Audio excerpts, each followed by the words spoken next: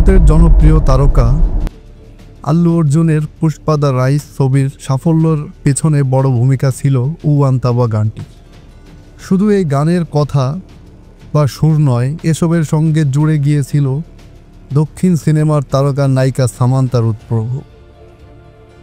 তার আবেদনে উত্তাল হয়েছিল কাশ্মীর থেকে কন্যাকুমারী, পৃথিবীর এ প্রান্ত থেকে অন্য প্রান্তের সবাই।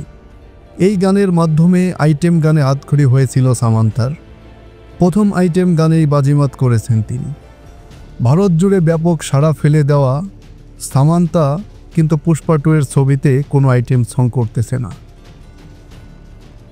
তার জায়গায় এবার দেখা যাবে দক্ষিণীর আরেক তারকা, জনপ্রিয় নায়িকা শ্রীলীলাকে। পুষ্পা দ্য রাইস বা পুষ্পা ছবিতে উওয়ান্তাওয়া গানটি মুহূর্তের মধ্যেই আলোচনায় চলে এসেছিল। শুধু তাই নয়, সামান্তার এই আইটেম গান বিশ্বের সেরা 100 মিউজিক ভিডিওর তালিকায় সবার উপরে জায়গা করে নেয়।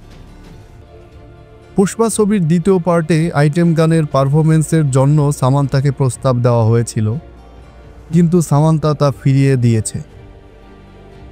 এরপর বেশ কয়েকজন ভারতীয় নায়িকার নাম আলোচনায় উঠে আসে। সেখান থেকেই বেছে নেওয়া হয় শ্রীলীলাকে।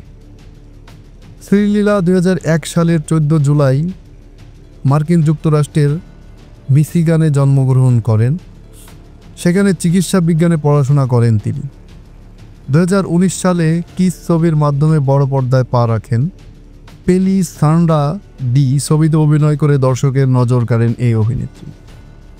সাধারণত কোনো একটা গানের অভিনেত্রী বদল হলে পারিশ্রমিক বাড়ে, তার উপরে গানটি যদি হয় জনপ্রিয় অথবা মুভিটি যদি জনপ্রিয় হয়।